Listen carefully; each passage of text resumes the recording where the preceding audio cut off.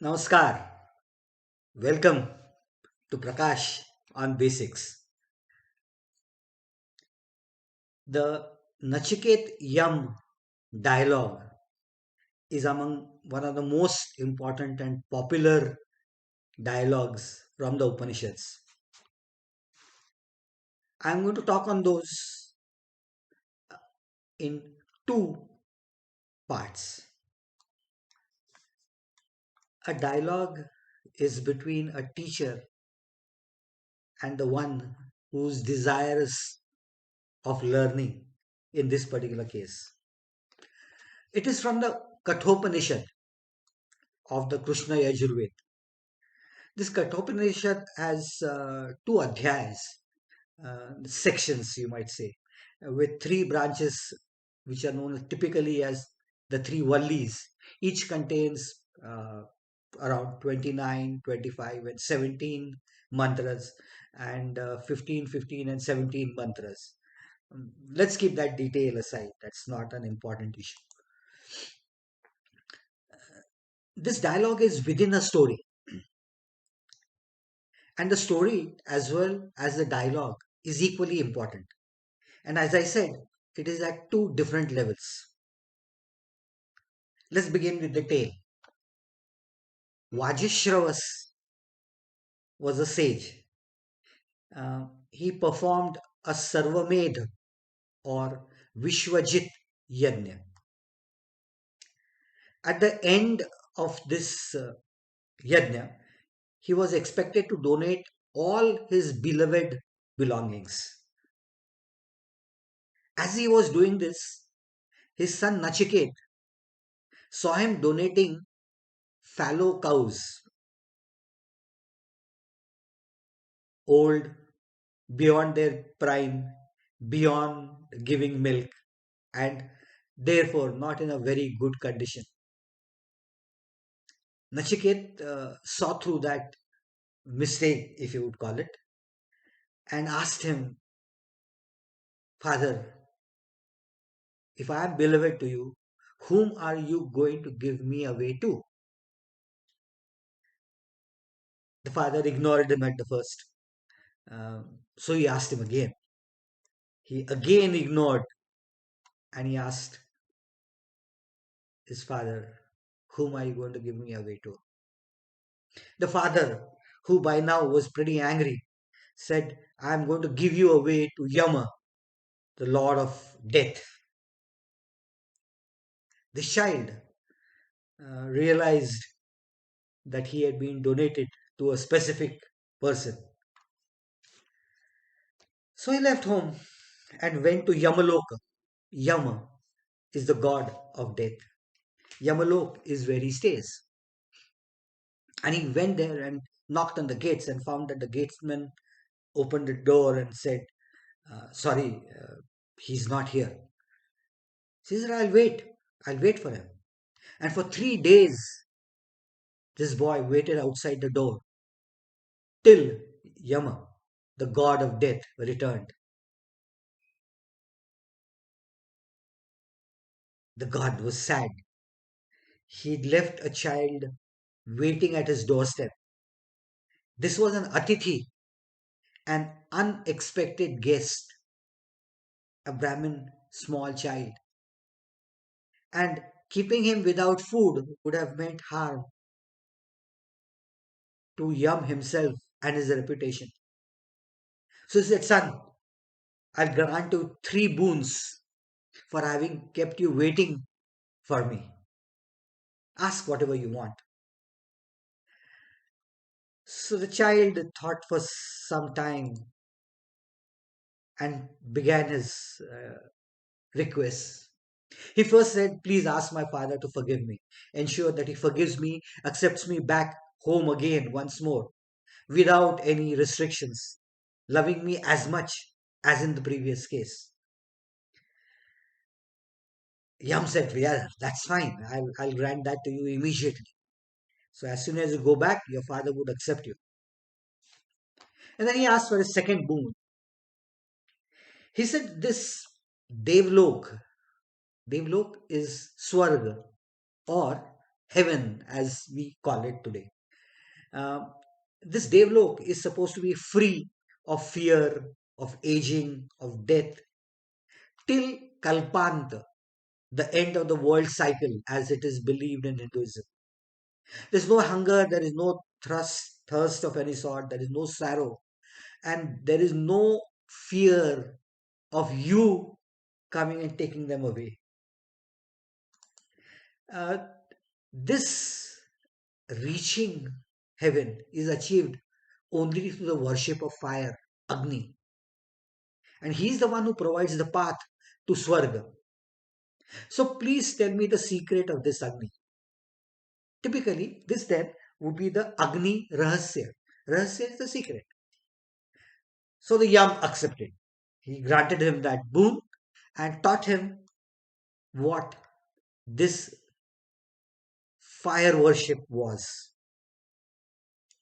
And at the end, to ensure things, he asked him a lot of questions.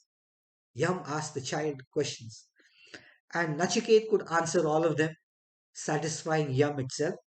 And Yam was very happy and granted him some other minor boons, which are no significance here. So he was tested. And then he said, "What else do you want?" And as third boon, Nachiket said, "What happens after death?" People say there is Atma, and some believe that there is Atma, and some believe that it is not. I'm not sure. Neither are the people who tell me sure of what it is. So give me this knowledge of Atma, Atma Jnana, and tell me what happens after death. This is what is typically referred to as the Mrityu Rahasya, secret of death. Yam said, "Child, I can't do that. Even the gods are not fully aware of what this is. I, being the master of death, I'm aware of it. But this is not a boon for you. Why don't you ask something else?" He tempted Nachiket with a lot of other riches, kingdom and wealth and progeny and grandchildren and whatever he desired other than this information. But then Nachiket said, "All these are perishables. I'm not interested in them. Please give me the knowledge related to what I'm asking you for." So the Yam, who had confirmed that this was a wise kid, capable of understanding things, explained a lot of things to him. He explained not directly first the Mrityu Rahasya, but told him other related information too. He explained what is the Paravidya and the Aparavidya. He explained what is Shreyas, good for others, and Preyas, what is good for oneself. Details of that I'm going to talk in some other program, so let's keep that aside for today. He also explained one of the concepts that is mentioned in the Gita, the Ashwastha Vriksha, the Urdhva Mula Vriksha, a tree that is inverted, roots above and branches below. It's a beautiful concept. That too is something for a later discussion. We'll come to that sometime later. He then went on to explain the Atma to this child. Some of the issues related to this we've talked of. But I'll tell you what Yam said. One whose cravings and desires have been overcome, only he can understand the importance of Atma. It's difficult to understand. It's understood only by the advice of one who has himself realized and experienced the existence of the Atma. To understand it, you must first recite the Mula Mantra, the Om, the Omkar. That is the first step towards trying to understand what Atma is. He also told him that Atma is not born, it cannot die, it can't be killed, it cannot be created, it can't grow, it can't reduce. It's pure bliss and peace for everyone around. See, you just can't know Atma. The Atma must decide to reveal itself to you, to provide you the knowledge of the Atma. The Atma must detect that potential of knowledge within you. He then gave one of the most common and the most popular examples of what Atma is. He says, Atma is the Rathi, the charioteer, and the mind are the reins. Intellect is the one who is the rider, the driver of the chariot. And the senses are the steeds that are tied to this chariot. And the chariot itself is the body that you have. And where does it go? Life itself is the path. Desires and cravings are the roadside distractions. The guru is the one who indicates the path, and the signboards are dharma, the ideal behavior. And where does the road lead to? The goal is reaching the Brahma. Neglect the guru, neglect the signboards, and there would be an accident. The Rath would perish, and the Atma would go back and start once more. A new Rath, a new chariot, a new time, a new track. The Atma is the same, and the goal is still the same. Not all reach this goal. The chariot may perish on the way due to various reasons, and it will come back to me, the god of death. And the Atma starts its journey once more. The path may be smooth, the path may be difficult. The horses tend to get distracted and bolt away. They also tend to wait for food, water, and other stuff. So their proper control is a must. This is done by your mind and intellect. He then talks of another example that is also known to many of us. The body is a town with 11 gates. These are all opening outwards to gain the knowledge of the outward world. The Atma is the ruler of this town. And the gates that he is talking of is the senses that we have and the sense organs that we have, the 11 openings of the body that he is referring to. There is no gate opening inwards, he says, to observe the master, the Atma. What happens to the town does not matter. If the town falls, the Atma just moves away to a new one for a new conquest. Then Yam talked of the Brahma and the Atma relation. He said Brahma is like the sea, vast, immeasurable. And you know what happens? The clouds are created from the sea and it falls in the form of rain. Where it falls depends upon your karma or your past doings. And each raindrop is nothing but an Atma.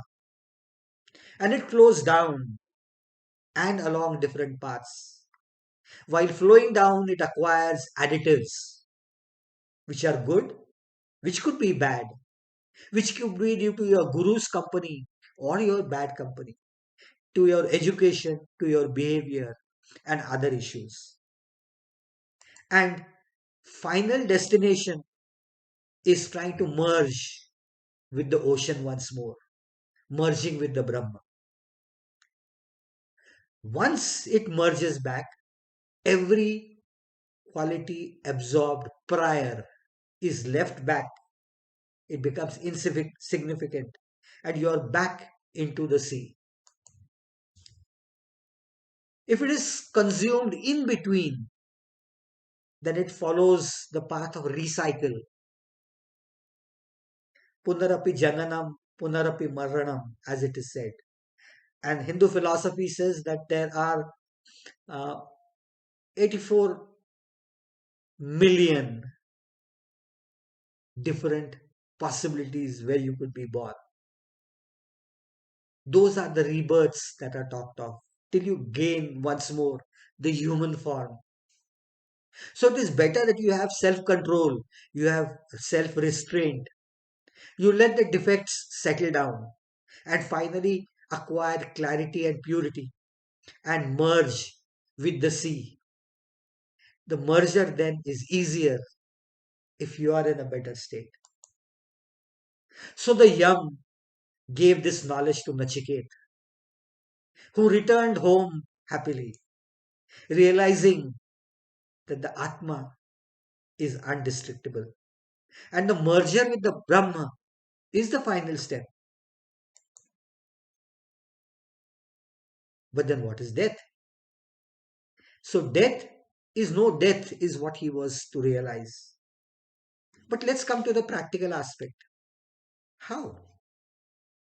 And then what is the true significance of death? And how do you master death? Because that's not mentioned here.